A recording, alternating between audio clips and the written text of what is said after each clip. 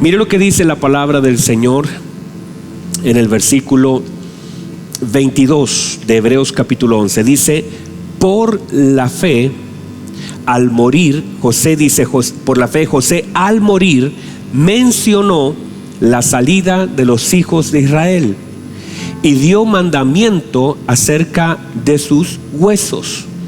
Por la fe Moisés, cuando nació, fue escondido por sus padres por 3 meses porque le vieron hermoso y no temieron al decreto del rey. Mire cómo son las cosas. No temían, pero le escondieron.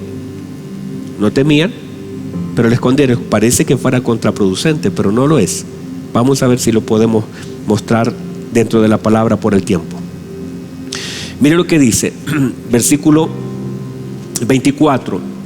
Por la fe Moisés, hecho ya grande, rehusó llamarse hijo de la hija de Faraón, escogiendo antes ser maltratados con el pueblo de Dios que gozar de los deleites temporales del pecado, teniendo por mayores riquezas el vituperio de Cristo que los tesoros de los egipcios, porque tenía puesta la mirada, ¿dónde? En el galardón. Por la fe dejó a Egipto, no temiendo la ira del rey, porque se sostuvo como viendo al invisible. Por la fe celebró la Pascua y la aspersión de la sangre, para que el que destruía a los primogénitos no tocase a ellos. Por la fe pasaron el mar rojo como por tierra seca, e intentando los egipcios hacer lo mismo, fueron ahogados. Intentaron hacer lo mismo, pero tuvieron un resultado completamente diferente. Por la fe cayeron los muros de Jericó después de rodearlos 7 días. Muy bien, tomen asiento por favor. Gracias, amado. Muy bien, hemos establecido, vamos en el capítulo 6 de esta serie, el camino de la fe, y hemos establecido que este camino es muy hermoso. Normalmente la gente, cuando habla de la fe o del evangelio o del camino de Cristo, habla de un camino difícil. De hecho, yo recuerdo siempre cuando alguien pedía la oportunidad en la iglesia, decía: este camino es difícil, y partía diciendo lo que para él había sido caminar en Cristo. Pero deberíamos partir diciendo que es hermoso, que caminar en Cristo es hermoso. No necesariamente es fácil, pero es hermoso, es necesario y no hay otro camino. Es lo único. Para nosotros no hay ninguna otra alternativa que caminar en Cristo. Y la fe también es un camino, es el camino de la fe. Dentro de eso, nosotros hemos aprendido varias cosas, y durante estos días hemos centrado nuestra mirada en el libro de Hebreos, que es también un pasaje que habla mucho acerca de la fe, y que hemos establecido que no es un pasaje de milagros necesariamente, sino es un pasaje de renuncias, es un pasaje de ofrendas, es un pasaje de, por ejemplo, dice rehusó llamarse. Es un pasaje de convicciones, es un pasaje que habla de verdades, de ofrecimientos, de sacrificios. No necesariamente cuando nosotros hablamos de fe, la gente inmediatamente lo asocia a pedir. Y es una cosa impresionante. Todo lo que es fe normalmente se asocia a pedir, pero hemos querido, ¿cierto?, a través de esta serie, tratar de manifestar que no es eso. De hecho, gran parte de la fe tiene que ver con sacrificio, tiene que ver con el oír, tiene que ver con entendimiento, tiene que ver con negarse, tiene que ver con trabajo, tiene que ver con esfuerzo, tiene que ver con ese tipo de cosas, con no temer, con determinar qué voy a hacer con lo que tengo. Lo que dice, rehusó o decidió sufrir con el pueblo que gozar. Quiere decir entonces que tiene que ver con no solamente pedir, sino con un listado de cosas que poco a poco vamos viendo a través de la bendita palabra del Señor. Hemos establecido entonces que a Dios no se le sorprende. No podemos sorprenderlo, pero sí lo podemos complacer. No lo sorprendemos, pero sí lo agradamos. Y es muy importante eso, porque a Dios no lo vamos a sorprender ni cantando bien, ni tocando bonito, ni predicando a las 10 personas, sino lo vamos a complacer obedeciéndolo. ¿Y a través de qué? De la fe. Hablamos acerca de algunos elementos de la fe, como la honra, la obediencia, el amor y las obras, que son cosas que ya las tocamos y que son complementos y evidencias de una fe. O sea, yo podría tener fe, pero si no tengo amor, la Biblia dice, no sirve o no vale, como dice mi hermano Marlon. No vale, dice Marlon. Porque la Biblia dice, si tuviera toda la fe de tal manera que moviera los montes, pero no tengo amor, no vale, no sirve. Entonces, por lo tanto, para que sirva la fe y para que valga, tiene que estar complementada con el amor. Si no, no tiene absolutamente ningún sentido. Hablamos acerca también de algunas cosas, como por ejemplo lo que pasó con Abraham. La semana pasada hablábamos acerca de Abraham y hablamos acerca de Abel, que ofreció una oveja. Hablamos de Noé, que construyó un arca, pero cuando llegamos a Abraham la cosa cambia, porque la Biblia dice que él ofreció a su hijo, y no cualquier hijo. Porque de hecho, cuando hablamos de esa fe de Abraham, hablamos de que él era el hijo que él amaba, ¿cierto? Si uno tiene dos hijos y uno dice, bueno, a este lo amo más que a este, entonces uno da al que no ama, aunque es difícil, digo. Pero dice la Biblia que el Señor... ¿Por qué me miraron raro? ¿Ustedes tienen algún hijo que no ama? Ya inmediatamente dice, a este lo doy. Digo eso pensando en que es muy difícil dar lo que uno ama. Pero cuando uno da lo que ama, está manifestando que tiene mayor amor al que se lo da que aquello que tiene. Y eso es lo que manifestaba Abraham. Abraham está manifestando que amaba tanto a Dios, aunque amaba a su hijo, amaba más a Dios. Y es justamente eso. Cuando uno ve al joven rico, la Biblia dice que el Señor le amó. Y él vino donde el Señor, pero amaba tanto las riquezas que no le alcanzaba para abandonar lo que amaba por el amor que le tenía el Señor. El amor que tenía el Señor era menos. Por eso el Señor lo definió: el que no aborrece, ¿verdad? Dice la Escritura, el que no aborrece. Esa palabra es amar menos. A su padre, a su madre, a su hermano, a su esposa, ¿cierto? Dice, no es digno de mí. ¿Por qué? Porque de alguna forma no es que nosotros menospreciemos, sino amamos menos.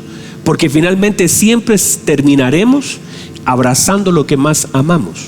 Por eso cuando se habla que no debemos amar al mundo ni las cosas que están en él, las podemos usar, las podemos valorar, las podemos cuidar, pero no tienen que llenar un espacio en mi corazón. Digan amén a eso, mis hermanos. Ninguna cosa que tengamos, ni perfume, ni ninguna cosa que tengamos. Muy bien, entonces hablamos de que Abraham, al dar a su hijo, no solamente daba lo que amaba, sino lo único que tenía. El Señor le dice, dame a tu único hijo. Y ya se vuelve más difícil, porque no solamente lo amaba, sino que era lo único que tenía. Y no solamente eso, sino que lo había esperado tanto. Y la Biblia dice que en Isaac estaban guardadas, era la caja fuerte de las promesas de Dios. En él estaban las promesas. Entonces estaba pidiendo cosas muy grandes el Señor, pero la Biblia dice que él lo ofreció. Qué extraño. No solamente que el Señor se lo pide, sino que Abraham ofreció. 2 veces habla del ofrecimiento de Abraham. Muy bien, entonces cuando nosotros hablamos de este dar, diga conmigo dar. El dar justamente tiene que ver con, en Hebreos todos están dando algo. Todos dan algo. Noé da su tiempo, sus años. Abel da una ofrenda. Enoc camina con el Señor dándole toda su vida al Señor. Abraham da a su hijo. Todos dan algo. El tema es que justamente los niveles de fe que tenemos se manifiestan por lo que estamos dispuestos a dar. Y cuando digo dar, por favor no vaya a pensar inmediatamente en ofrenda, porque inmediatamente, aunque todo es una ofrenda, nuestro tiempo es una ofrenda al Señor. El hecho de que ustedes estén aquí adorando al Señor es una ofrenda, un tiempo que le dan al Señor. Todo es eso. Entonces, los niveles de complacencia que le damos al Señor tienen que ver con los niveles de fe manifestados por aquellas cosas que le damos. Por ejemplo, María, ¿qué dio María? María dio un perfume muy caro, ¿verdad? Digan amén. Dio un perfume muy caro, muy costoso. Ese perfume manifestaba algo de ella. Los discípulos dijeron, qué desperdicio tan grande. ¿Cómo van a gastar un perfume tan bueno si simplemente es una comida? Pero ella estaba manifestando la fe, a tal punto que el Señor incluso dice, déjela que lo haga. ¿Por qué? Porque está preparando mi cuerpo para la sepultura. Mire que ella dio algo, pero lo que dio estaba conectado con la fe, que aunque ella no sabía por qué lo estaba dando, ella sí estaba obedeciendo. Ella no sabía, el Señor lo dijo. Ella está preparando mi cuerpo para la sepultura. Ella pensaba que estaba solo agradeciendo, pero estaba también haciendo un acto de fe para lo que ella no sabía que iba a pasar. Pero los niveles de dar de ella era tan grande que estaba manifestando cómo la fe en ella complacía al Señor.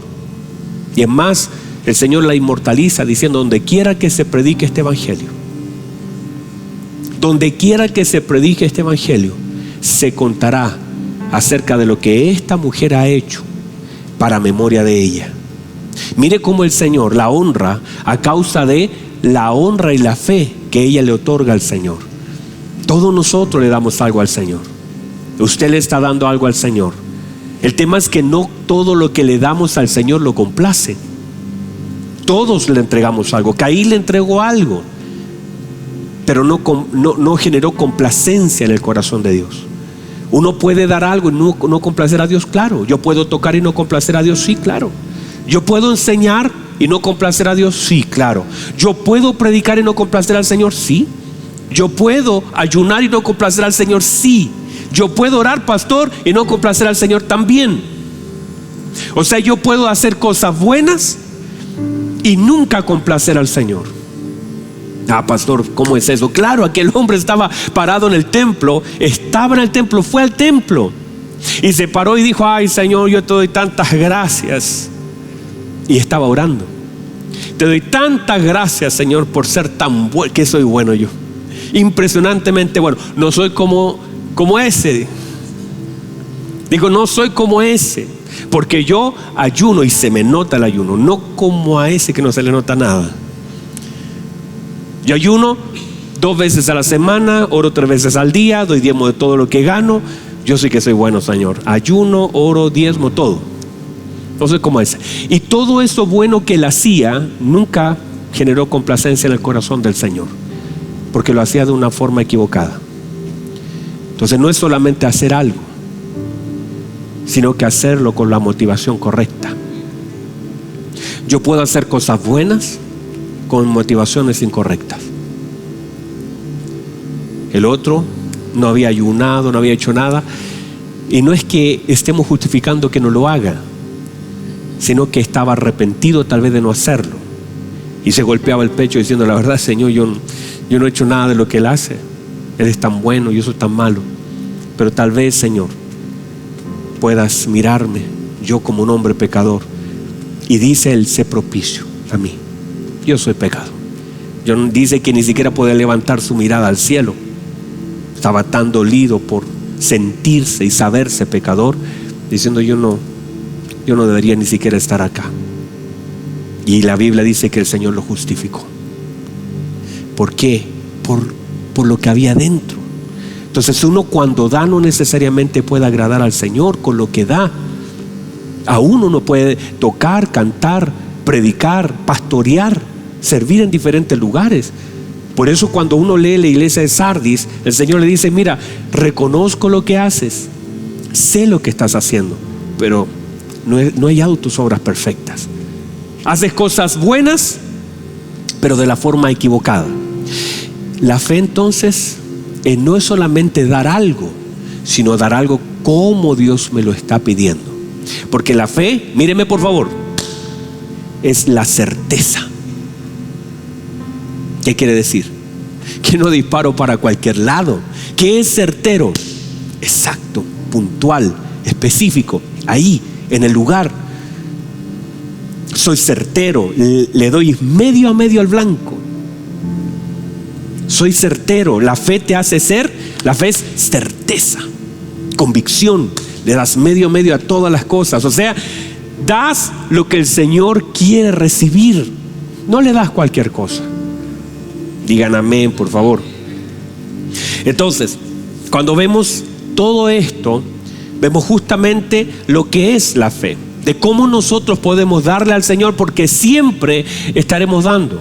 Usted le dará sus palabras durante el día, le dará su oración. ¿Cuántas veces el Señor se complace de mi oración en medio de la comida? Cuando mi oración es consciente y es sincera.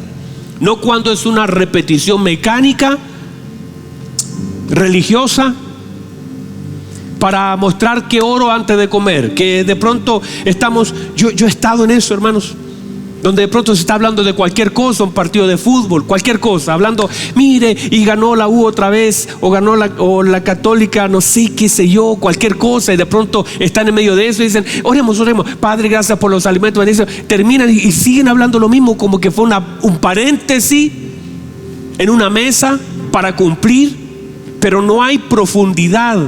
¿Cómo Dios se va a agradar de algo así? O que de pronto en la noche digo, bueno, yo tengo que orar, me arrodillo, o cerrando mis ojos le digo, Señor, gracias por este día, usted es bueno, maravilloso, medio dormido le digo, me acuesto como que ya cumplí. Y cuando nosotros hacemos las cosas por cumplir, se pierde el sentido de lo que hago. Lo hago por cumplir, estoy por estar, oro por orar, oro porque hay que hacerlo. No estamos conscientes de lo que estoy haciendo, lo hago para agradar a Dios, no para cumplir delante de los hombres. No sé si me entiendes. No lo hago para cumplir. Cumplo porque soy responsable, pero lo hago con profundidad. Porque se pierde el sentido de lo que hago si solamente me enfoco en las personas y me olvido para qué lo estoy haciendo. Se pierde el sentido si yo estoy delante de un plato de comida y porque hay gente, o porque debo hacerlo, porque el pastor lo dice, o porque estoy acostumbrado. De hecho, a mis hijos comúnmente les digo, porque a veces ellos oran, gracias, Señor, por esta rica comida, gracias por este rico alimento. Ya me sé la oración de memoria y lo hacen. O a veces cuando cantábamos, por este pan, por este don te alabamos, o te doy gracias, Señor. Todas esas canciones son bonitas, son buenas, pero pierden sentido si yo no pongo mi corazón en esa comida que está delante de mí, y que de verdad, de todo corazón, le estoy agradeciendo a Dios porque hay gente que no la tiene, y que no es que yo sea mejor que ellos, es que simplemente Dios ha extendido una misericordia, y yo soy consciente de eso, de ese plato de comida, de tener la oportunidad de valerme por mí mismo, de poder una cuchara en mi mano cuando hay gente que no puede hacerlo.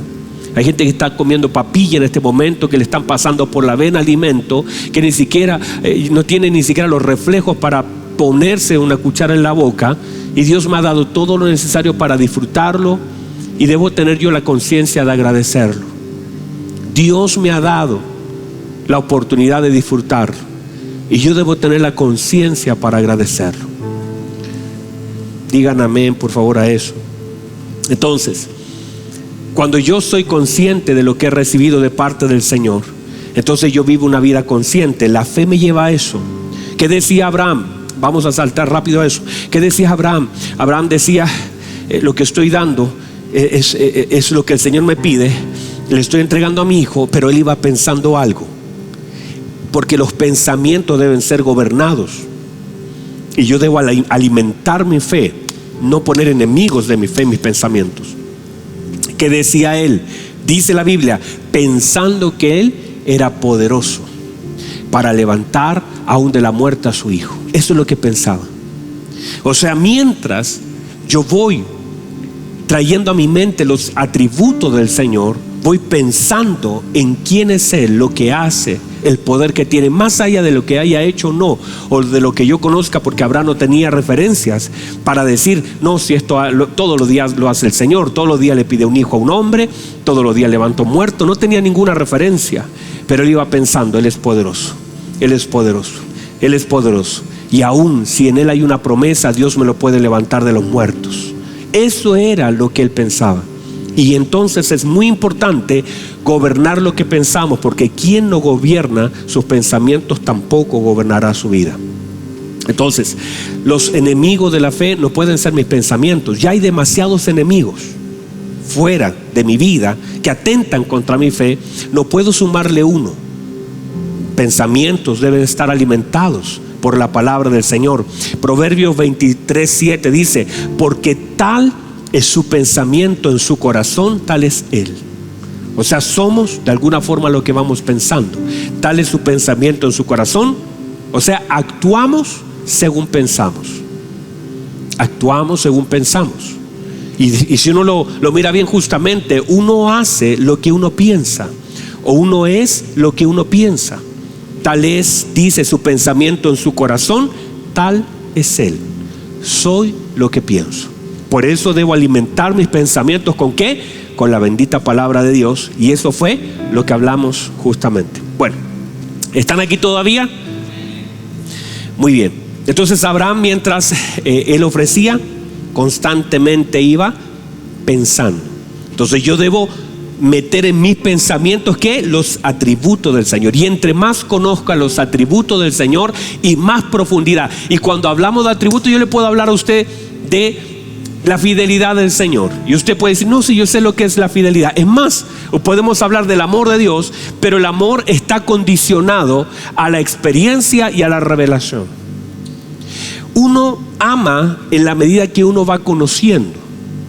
Hablábamos esto con mi esposa esta semana y mi esposa me planteaba el punto acerca del cómo está condicionado nuestro amor. Por eso la Biblia dice que Él nos amó primero. Nosotros le amamos a Él porque Él nos amó primero. Porque si Él no nos ama, no sabemos cómo amarle. Porque todo lo que nosotros conocemos de amor es todo lo que nosotros recibimos de amor. O sea, ¿usted cómo puede saber que es amor? La única forma es... Pregunta, ¿cómo le amaron a usted? ¿Qué es para usted amor? De hecho, muchas veces nosotros decimos, no, si mamá me amaba, mi papá me amaba, me daban de palo, me abandonaron, me trataron mal. Y cuando uno empieza a pensar el amor que yo recibí, uno dice, oye, me quedaron debiendo. Esto no es amor. Pero es el amor integrado como un concepto. Para usted amor es eso. A veces uno dice matrimonio, ¿qué es matrimonio? Y usted va a hablar de matrimonio de acuerdo a su experiencia y de acuerdo a todo lo que tiene a su alrededor. Para usted matrimonio es eso. Eso es matrimonio. Si yo le preguntara a alguien, voy al África y le pregunto a alguien qué es matrimonio, me va a decir matrimonio es esto. ¿De acuerdo a qué? A lo que ha vivido, a lo que sabe, a lo que conoce. Yo voy a otro lugar, a Italia, donde mi familia, y le digo, ¿qué es matrimonio? Ellos me dirán matrimonio es esto, porque de acuerdo a lo que se vive, a la cosmovisión que uno tenga, es un matrimonio. Para cada uno de nosotros podría tener una definición. ¿Qué es paternidad? Cada uno tendrá una definición. ¿Qué es amor? Lo mismo. Entonces, como nuestras definiciones son tan variables de acuerdo a lo que recibimos y vivimos, entonces el Señor dice, tengo que mostrarles qué es amor. ¿Y qué hizo Él? Nos amó. Y usted recibió ese amor y cada vez está profundizando en ese amor. ¿Para qué? Para que ahora nosotros podamos amarle a Él como Él nos amó primero. Y por eso en la medida que el amor o la fidelidad o cualquier atributo del Señor se va conociendo, porque son tan profundos los atributos del Señor que mientras pensamos que los conocemos, en realidad ni los conocemos. Es como que cada día es más profundo, más claro, más evidente y es más revelado. ¿Por qué? Porque yo se lo podía explicar acá, pero que yo lo explique no quiere decir que usted lo entienda. O yo le puedo hablar de la fidelidad del Señor y usted salir igual acá a desconfiar de la vida. Uno puede decir, no, si Dios está con nosotros, usted decir, Dios está conmigo, pero hasta ahí quedó. Pero no hay transformación sin una revelación. Por eso en la medida que el Señor se va revelando a nuestra vida, la luz del Señor va llegando a nuestra vida, somos transformados, no por definiciones, sino por revelaciones. Nadie es transformado por una definición ni por un concepto, sino por una revelación. ¿Qué es eso? Es la luz que llega a nuestro espíritu para poder ahora entender algo que sin eso no lo podemos entender. Yo les podría gritar, contar un testimonio, cualquier cosa, y eso no va a cambiar nada. La palabra, míreme por favor, nosotros somos edificados por la bendita palabra de Dios, pero somos transformados por medio de su presencia. Nosotros somos edificados por la palabra de Dios, pero somos transformados por medio de su presencia. Y esa presencia es la revelación, cómo Él se permite, cómo Él se muestra a nosotros. Digan amén. No, acá Diga amén, hermano, usted. Amén. Aquí sí. Abajo no dicen ni amén estos hermanos. Muy bien, mírenme por favor. Estamos acá, ¿verdad? Dice, por la fe José al morir, mire lo que dice, al morir mencionó la salida de Israel y dio mandamiento de sus huesos. ¿Qué quiere decir? Que José fue la llave de entrada a Egipto, pero él también soltó la palabra de salida. Antes que naciera siquiera Moisés, él ya había soltado la palabra. O sea, si tú eres la persona que has traído a tu familia, si tú trajiste a tu familia, si tú fuiste la llave de entrada, si ahora mientras estás vivo ves que todos se están acomodando, estás viendo que los están tratando bien, estás viendo, José está mirando que Faraón lo está recibiendo a toda la familia de José, pero a pesar de que Egipto está abrazando a Israel y a sus hijos, José sabe que no es su lugar donde van a permanecer. Qué hermoso. No se sabe cuándo el Señor le habla esto a José, pero José de pronto dice, Dios nos visitará. Qué hermoso, hermano. Y vamos a salir. Y cuando salgamos, lleve mis huesos. Mire por favor, están ahí todavía, ¿verdad? Vamos a ver ese pasaje. Mientras lo buscan, Multimedia, Génesis capítulo 50. Vamos a ir a ese verso, pero antes de eso decirle que nosotros en sí, la fe, míreme, la fe es una llave para entrar y una llave para salir. José entra por un sueño e Israel sale por una palabra. Porque cuando nosotros somos hombres de fe, tenemos llave de entrada y llave de salida. Por eso cuando habla Elías y dice, si no por mi palabra los cielos serán cerrados y por mi palabra los cielos serán, mire lo que está diciendo, nadie me quita la vida, porque si muero esto no se vuelve a abrir. Porque por mi palabra los cielos serán cerrados y por mi palabra los cielos serán abiertos. O sea, tengo un seguro de vida que el Señor ha de guardar mi vida. ¿Hasta qué? Hasta que los cielos se abran. Hay cosas que finalmente, por eso cuando usted ve a Simeón tomando al niño Jesús, ¿verdad? Lo toma en el templo y dice, ahora despida a tu siervo en paz. ¿Por qué? Porque ahora mis ojos han visto, has cumplido tu promesa, me prometiste que mis ojos verían la salvación. Y ahora que la vi, ya puedo cerrar mis ojos. Entonces entender que José que era una llave, pero la palabra de José era una llave. La fe finalmente nos puede entrar, nos puede acceder. La fe no solamente es para abrir cosas, también para cerrarlas, para abrir y cerrar puertas. Mire por favor, estas palabras de José son generacionales. ¿Por qué? Porque las suelta 400 años antes de la salida. Quiere decir que pasaron generaciones antes que esta palabra cumpliera, pero la palabra del Señor es generacional. La palabra del Señor no está sujeta a tiempo, la palabra del Señor no está sujeta a espacio, la palabra del Señor no está sujeta a materia. No está. Por eso cuando vemos a la hija de la Sirofenicia, no estaba ella escuchando, el siervo del centurión no estaba escuchando, el hijo del noble no estaba escuchando, pero la palabra alguien la tiene que soltar. Ahí vemos a un padre soltando la palabra sobre sus hijos. Vemos a un siervo, la palabra de fe alcanza la vida de otros. O sea, cómo una palabra de fe puede bendecir la vida de otro. Aquí están los pasajes bíblicos, cómo la palabra que suelto es generacional para mis hijos. Por eso debo ser cuidadoso, sabio, entendido en lo que yo suelto, en lo que dejo salir de mi boca, en palabras que tengan fuerza y estén llenas de fe. Porque Dios, mírenme por favor, están acá, Dios no respalda caprichos personales, sino que Dios respalda verdades bíblicas. Y el Espíritu Santo nos lleva ¿a qué? A su palabra.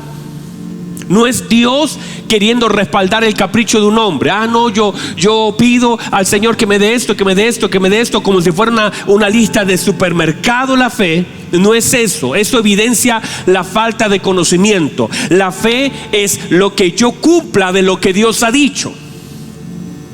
La fe me conecta con lo que Dios ha dicho. no necesariamente con lo que yo digo. Pero ¿qué dice la Escritura? Que yo debo bendecir a mis hijos, que yo debo orar por los enfermos, que yo debo perdonar cosas que son bíblicas, porque Dios respalda su palabra. Digan amén a eso. Entonces, y aún eso, míreme por favor, todo tiene su hora y todo tiene su tiempo. Es más, Eclesiastés lo dice: hay tiempo para hablar y hay tiempo para callar. Quiere decir que hasta para hablar debo ser certero en el tiempo en que lo hago. Por eso la fe también, como dice la definición primera de Hebreos capítulo 11, es pues la fe, la certeza de lo que se espera y la convicción de lo que no se ve. Tiene que ver con certezas y convicciones. La palabra que sale de mi boca también. O sea, yo puedo hablar una palabra de fe, pero esa palabra de fe es certera. No es una opción, es una convicción. No es una opción, pero también tiene certeza. Y eso tiene que ver no solamente con lo que digo, sino en el tiempo que lo hablo. Usted puede decir una palabra muy buena, pero fuera de tiempo. Usted puede decir una verdad muy profunda, pero fuera de tiempo. Entonces lo que tiene el peso de mis palabras también radica en ¿qué? En que en el momento que lo digo, estoy siendo certero. Tiempo, certeza en el tiempo, certeza en el lugar, certeza en los oyentes. O sea, lo estoy diciendo, no solamente soy certero, sino que estoy siendo tan certero en el tiempo en que lo digo, en delante de quién lo hablo, en cómo lo hablo, en el escenario en que lo estoy hablando, porque justamente la palabra de fe te lleva a decir las cosas de una forma certera, en el lugar, con las personas, y todo se une para que la palabra de fe, porque la palabra de fe no es cualquier cosa soltada en cualquier tiempo, sino que es tan guiada por el Espíritu Santo que la hablo cuando la tengo que hablar, que la suelto a que la tenga que soltar, que la digo aún así, porque no tiene que ver con si el escenario es bueno, es adverso, es difícil, parece que todo está fácil o está todo difícil, sino que tiene que ver con la certeza, porque el Espíritu Santo te conduce no solamente a ser bíblico, sino a ser certero. ¿Cuántas veces nosotros mismos dijimos algo que era tan fuerte y tan real, pero en el momento correcto y a la persona incorrecta? ¿Y qué hicimos? Dañamos. Por eso la fe, están acá todavía. La palabra de fe es certera. ¿Y qué quiere decir eso? Que sé, por guiado por el Espíritu Santo, cuando tengo que hablar, a quién se lo tengo que decir. Soy certero en lo que digo. Y eso Dios lo respalda. Amén. Nos animan, hermanos. Después del desayuno yo creo que se van a animar un poquito más. Marlon, mire lo que dice. Amén. ¿Qué pasa, hermano? Mire lo que dice Génesis. Ya se me acabó el tiempo, pero como empezamos tarde, yo no quiero cerrar sin terminar por lo menos con José. Mire lo que dice. Capítulo 50, versículo 15. Mire lo que dice. ¿Están acá todavía?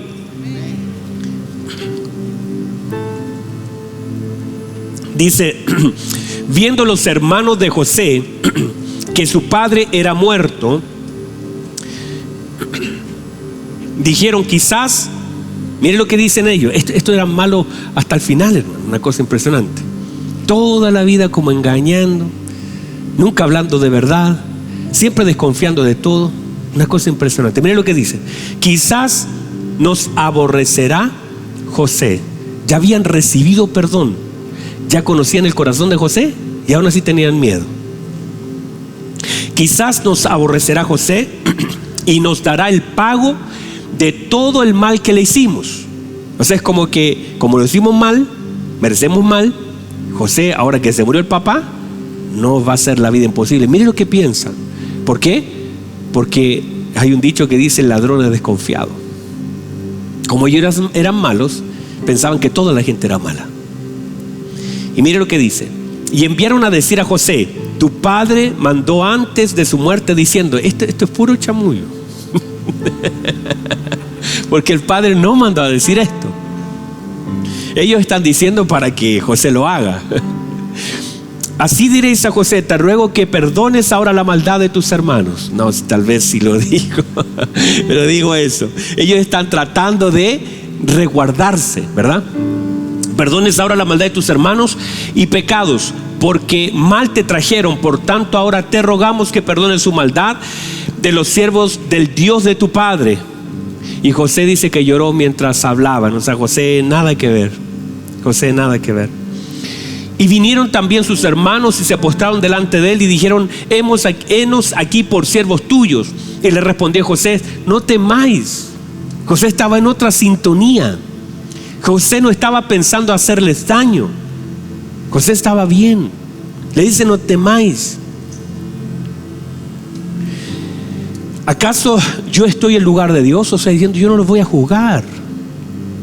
De hecho, les conviene que yo los juzgue, pero yo no los voy a juzgar.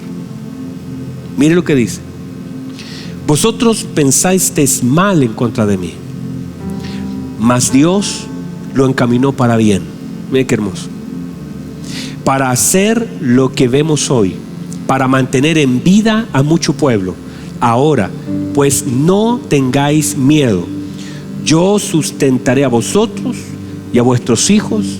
Así los consoló y les habló al corazón. O sea, ustedes me hicieron mal a mí, pero yo le haré bien a ustedes y también a sus hijos. Qué hermoso, ¿verdad? Eso es lo que el Señor puede hacer. Mire lo que dice: y habitó José en Egipto, él y la casa de su padre, y vivió José 110 años. Y vio José a los hijos de Efraín hasta la tercera generación, también a los hijos de Maquir, hijo de Manasés, fueron criados sobre las rodillas de José, fueron criados sobre sus rodillas. Y José dijo a sus hermanos, mire lo que dice versículo 24, aquí llego al lugar, lo anterior era porque es muy hermoso, no quería dejarlo fuera. Yo voy a morir y todos vamos a morir. Hace días atrás fuimos a la casa de Benjita, su abuelita está muy complicadita, ¿verdad? La bautizamos, ¿verdad? Su casita el día miércoles por ahí la bautizamos y todos vamos a morir. Pero mire lo que dice, mas Dios ciertamente os visitará. Que yo muera no va a impedir lo que Dios hará. Lo que Dios haga no está condicionado a mi vida. Yo voy a morir, pero Dios les visitará. Yo les he ayudado para sostenerlo aquí, pero yo voy a morir, pero Dios les visitará. Qué hermoso, hermanos, que lo que Dios hace no está condicionado a la vida de un hombre. Yo moriré, pero Dios les visitará y os hará subir de esta tierra a la tierra que juró a Abraham, a Isaac y a Jacob. Mire lo que dice el versículo 25, e hizo jurar José a los hijos de Israel diciendo, Dios ciertamente, otra vez, ¿por qué dice ciertamente? ¿Por qué? Porque la fe es certera. Por eso está esa palabra, porque está soltando una palabra de ¿qué? De fe. ¿Qué es? ¿Una palabra emocional? No, porque hablamos, la fe habla según ¿qué? Lo que escucha, porque la fe viene por lo tanto lo que está hablando está cierto porque lo escuchó. No vemos donde lo oyó, pero él sabe que es algo certísimo. Por eso él dice, el Señor lo visitará. Y luego vuelve a afirmar esa palabra diciendo, ciertísimamente, por certeza, tengan seguro, Dios les va a visitar y les hará subir. O sea, ustedes están de paso acá, les va a durar 400 años, pero llegará el momento en que el Señor, ¿qué va a hacer? Los visitará. ¿Y qué los hará? Los hará subir de esta tierra. El Señor les visitará y tendrán que llevar, ¿qué cosa? Mis huesos. No me dejen aquí, juren. Cuando el Señor cumpla su palabra, ustedes cumplan la suya. Cuando el Señor cumpla su palabra, entonces ustedes cumplan la suya. Y esa es la palabra que también el Señor nos da. Mientras el Señor cumple su palabra, yo también tengo que cumplir mi palabra. Mientras el Señor hace su obra, yo tengo que hacer mi obra. Mientras Él está cumpliendo su bendita palabra, yo tengo que cumplir también la palabra. Si Él cumple, yo también voy a cumplir. O sea, ustedes, el Señor les va a visitar, los hará subir, Él ciertísimamente los sacará. Y ustedes tienen que jurarme que tienen que llevarme con ustedes. Cuando salgan de este lugar, yo ya no estaré vivo, pero mis huesos serán cargados. ¿Y sabe quién? La próxima persona que aparece en Hebreos es una persona llamada Moisés. Y cuando leo la palabra Éxodo capítulo 13 versículo 19, vaya conmigo rápidamente antes que me corte la transmisión. No me corten, por favor. Éxodo 13, 19, mire lo que dice. Mire lo que dice 13:19. Tomó también consigo Moisés los huesos de José. ¿Quién lo tomó? Moisés. Cuando la Biblia dice en Hebreos habla de José, inmediatamente habla de Moisés. Dice: tomó también consigo Moisés los huesos de José, el cual había hecho jurar a los hijos de Israel, diciendo: Dios ciertamente os visitará y harán subir mis huesos de aquí con vosotros. Lo que está haciendo Moisés, está tomando una promesa que hicieron sus padres a un hombre que fue una llave, y dijo: no vamos a dejar los huesos de José acá, porque si Dios cumplió su promesa, nosotros también tenemos que cumplir la nuestra. Y yo quiero decirle a ustedes que están aquí y ustedes acá, si Dios ha cumplido su palabra, usted también cumpla la suya. Si Dios cumple su palabra, yo debo también cumplir la mía. Si le digo que le voy a servir, le sirvo. Y dice que Moisés no fue a tomar su ropa, no fue a tomar su maleta. Dice que fue a tomar los huesos para cumplir la palabra. Porque alguien tiene que cumplir la palabra. Alguien tendrá que hacer valer lo que se prometió. Moisés dice: no puedo dejar los huesos, le prometimos. Nuestros padres prometieron servir a Dios. Nosotros cumpliremos la promesa. Uy, qué fuerte, man. Qué hermoso. Pasen, hermanos, a adorar al Señor. Qué hermoso. Yo no sé si están ahí mis hermanos. Yo sé que el tiempo ya se me terminó, pero déjenme solamente cerrar esto. Déjenme cerrar esto diciendo, pónganse en pie. Ustedes están ahí, por favor, pónganse en pie. Pónganse en pie. José, la fe de José. Están acá todavía. La fe de José fue reflejada por su confianza y su amor a Dios, a pesar de la maldad de su hermano. Quiero que me mire atentamente. La fe no es solamente la capacidad que tengo de pedir algo, sino que mi fe se manifiesta a través de cómo complazco a Dios. Y esto es incluso, la fe se manifiesta por medio del perdón. A José le permitió resistir y huir de la tentación. Le dio fuerza para soportar la injusticia de la cárcel. Quiere decir que la fe también me ayuda para soportar lo que vivo. Ahora entiendo cuando el Señor le dice: Pedro, el diablo te ha pedido para zarandearte, pero yo he rogado que no falte tu fe, porque la fe también me sirve para resistir. La fe me sirve para resistir la tentación, y la fe me sirve para soportar la injusticia. La fe también es otorgarle la gloria a Dios frente a las oportunidades que Él me da. José es llamado, la Biblia dice que lo sacan de la cárcel, y cuando lo sacan, mire lo que dice: lo lavan, lo peinan, lo visten, y él está delante de Faraón. Y ahora el Faraón le dice: usted es el hombre que tiene tanta revelación para interpretar sueños. Y ¿sabe lo que dice José? Dice: sí, yo soy. No dice eso. Él dice: no está en mí, oh rey, no está en mí, oh Faraón. Lo que yo tengo es Dios, el que puede dar interpretación. No está en mí revelar los misterios, es Dios. ¿Sabe lo que es eso? Porque la fe te hace atribuirle a Él lo que tú tienes. La fe nos hace atribuirle a Dios lo que tenemos. Vuelvo a decirlo, amado. La fe nos hace atribuirle a Dios todo lo que tenemos. Cuando alguien de pronto cree que por su fuerza, por mi mano, por mi fuerza, mi habilidad, mi capacidad, mi experiencia, mis títulos, hay gente que dice: yo me he esforzado tanto. No es eso. La fe me hace atribuirle a Dios todo lo que yo tengo. Y si lo tengo por gracia. Y si lo tengo es porque Dios me accedió. Y si lo tengo no es porque sea mejor que otro. Si lo tengo porque Dios me lo ha concedido. Entonces la fe te ubica en el lugar correcto. José dice: yo tengo fe. ¿Fe para qué? No solo fe para gobernar, sino fe para entender que lo que yo tengo, lo que Dios me ha dado, desde mis hijos, desde la capacidad de ver, desde la capacidad de caminar, desde la capacidad de hablar, todo lo tengo porque Dios me lo ha otorgado. Si tengo un don, Dios me lo dio. Si tengo una cama donde dormir, Dios me la dio. Si tengo un trabajo, Dios me lo dio. Si tengo un hijo, Dios me lo dio. Es atribuirle a Dios todo lo que Él me ha dado. Eso es fe. Es fe la que te accede al entendimiento de lo que tienes.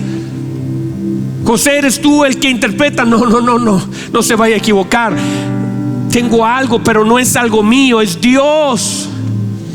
Y se sabe que hay un hombre de fe cuando ese hombre le atribuye a Dios todo, aún lo que los hombres reconocen en él.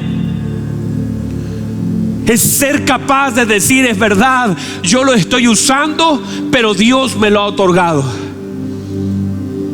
Esa puerta, ese trabajo, ay, que eres bueno, no, Dios me lo dio. Hay 10 mejores que yo, hay 1000 mejores que yo, hay otros que no es que sea yo mejor que otro, es que Dios me abrió la puerta a mí. Y eso nos lleva a reconocer la grandeza de Dios y la dependencia que nosotros tenemos en Él.